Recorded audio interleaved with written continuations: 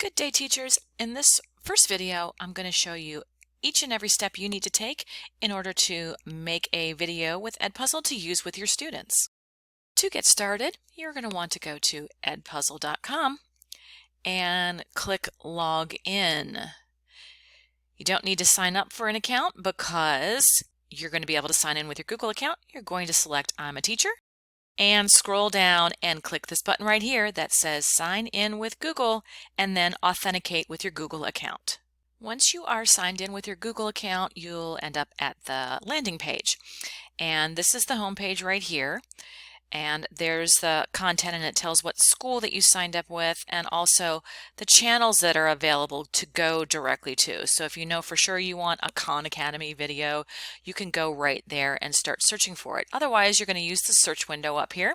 And so you can type in, we're going to work on this, this third grade science SOL that's about conservation and how the fact that human activity affects the earth. And so I could go to Edpuzzle here and let's just type in water conservation. So you can see there are quite a few results. These ones would already, that shows you this one has 11 questions, this one has 11 questions, this one has 4 questions. We can also filter over here by subject matter. That's science. Okay, but I have already looked on the curriculum guide and saw that there's a YouTube video recommended. So I went to YouTube, I found the video, I just copied that URL up there, went to Edpuzzle, pasted that in, and there is my video ready to add some questions to. So let's get started with that process. There are 3 things that you can do to a video. You can cut it. We're in the Cut tab right here. You can cut a video to narrow down the time to something you want students to do, and it's super simple. You just grab this line and pull it over to where you want it to be. A lot in the heat, nothing will make you feel better than some ice. All right, and we don't want to cut this video. I'm going to use the whole thing because it's really awesome. You can add voiceover to a video. So at any point in the video, I can simply drag the dot to where I want to record my own voice talking and record myself talking over top of the video that's playing. And finally, what we are actually going to do today is add questions to a video to make our students stop and think while they are watching this video. So it helps for this process for you to have definitely seen the video at least one time before you add some questions to it. And I have already watched this and I sort of know where I can put in some questions. So we're going to do that now. So you can add 2 different kinds of questions or a note at any point during your video. Multiple choice questions will be graded for you. Open-ended questions, you'll have to go and look at what students write for those answers, but of course that's the way to get kids to those deeper levels of thinking as they're watching a video. We're going to put a multiple choice question in here at this exact spot, so I'm going to click multiple choice, and you can see there we go. There's a box for me to type the question. I can then type answer choices and the green check mark for the correct answer, red X for wrong, and then I can also add additional question choices and I can make any of them right or wrong. So you can have more than one correct answer. Let me type that in now. Okay, so I typed my question and my answers in, and I also wanted to show you, you do have some formatting choices. You can make images as answers, lots of possibilities here. You can even give feedback for each answer.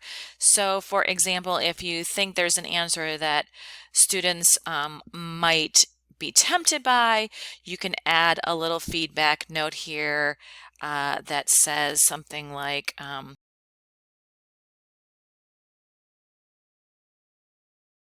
all right, and when we click save, that question is added to our video. You can see there's a dot there so that I know there are questions. So we click save and here's our question all ready to go. We can see that that is the correct answer to the question and what the other choices are. I can add an additional note or a question right here, but I'm going to continue on and add a couple more questions to my video, and then I'll show you what we do at the end. Okay, I've finished adding my questions. You can see I'm at the end of the video over here. I have 3 multiple choice questions and 1 open-ended question at the end of the video. My next step is to click this button that says Finish. And from this page, I can decide what to do with it. I can assign it to a class, I can go back and edit it, I can duplicate it to make another version of it, or I can delete it altogether. So let's go through the process of getting this video assigned to a student. And so we're going to choose Assign. I have already added my class here to Edpuzzle, but if you haven't done that step yet, this is the place where you would do it. Click Add a New Class and Import a Class tab right here. Go to Google Classroom, and if you're patient, it will populate a list of all the classes that you are a teacher of. And you can simply choose the classes that you want connected to Edpuzzle by putting a check mark there. All right, and clicking Import Class. And now I have 2 classes that I can choose from. I'm going to assign the video that I made today to my demo class and not to my Camp Google class. And you can put the due date right here. So we will make this due on, let's say, Wednesday. Click Save. Prevent skipping is turned on by default. That keeps students from fast forwarding to the questions. It forces them to watch the entire video. You can turn that on or off. This is closed captioning if you have a student that would be useful for. And post on Google Classroom. I can turn this on, and it is automatically going to post. It's automatically going to post that assignment to Google Classroom. I'm going to turn it off for a second so you can see the rest of the process. So I'm going to click Assign. And now it is assigned, but the students don't see it yet because I haven't done this yet. So, which I could have done on that last page, but this gives me a little more flexibility on when I want it to go there. I'm going to go ahead and post that to Google Classroom. And let's sign in as a student now so you can see what that looks like from the student's point of view. All right, we're signed in as a student now. We're going to go to the demo class. And you can see, first of all, you'll see that I have made an assignment. It appears in the stream. I'll go to the classwork tab, go to my assignment that I just made, click View the Assignment, and I'm ready to do it. So I'm going to click on that video. Now I have already, as this particular student, I already signed in to Edpuzzle. It is literally as simple as clicking the Sign In with Google button. So your students are not going to have any trouble the first time that they do it. As long as they're signing in with Google, they'll be in great shape. So now we're ready to play. So basically the student pushes play.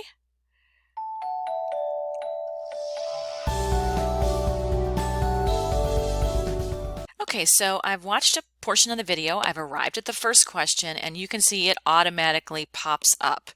I lose all of my controls down here, and I have to answer this question, or my only other choice is to click the button that says Rewatch, and that's going to start the video over. Let's pick the correct answer, which is this one, and click Submit. And I got that correct, and it tells me right away that that is the correct answer. When I click continue, the video will continue advancing. Now I wanted to show you that the students can always go backwards and watch it again. They can't skip ahead though. You see you can't drag this bar, and I can't unlock these questions until I've watch the entire video. Each time I stop to answer a question as a student, my to-do list over here on the right-hand side gets shorter, so that lets me know how much more work I need to do in order to finish the video. So I've answered all of the questions as a student, and I have a button that says Show the Results. and it does show that I have 3 out of 4 correct responses, and it says to be graded there because that I put in that open-ended question at the end. So let's go back to the teacher perspective. So here we are back in the teacher side, and you can see my test student here watched 100% of the video just about a minute ago, turned it in on time, and you can see that I have 1 answer to grade here.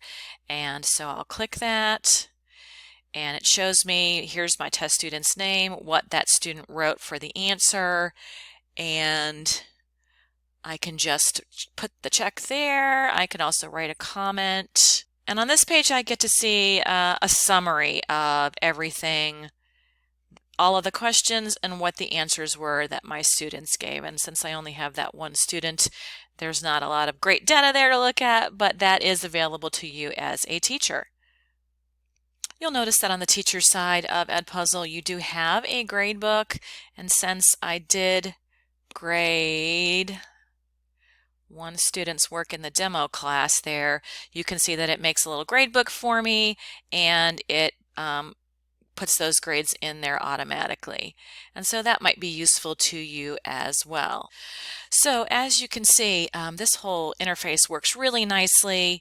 It integrates beautifully with Google Classroom, and it is at least a way that you can introduce new content to your students who are at home right now without them being in front of you. So it's something definitely that should be useful while we are all learning for home. If you have any questions, see your ITRT. If you have any questions, call or email your ITRT, and we'll see you soon.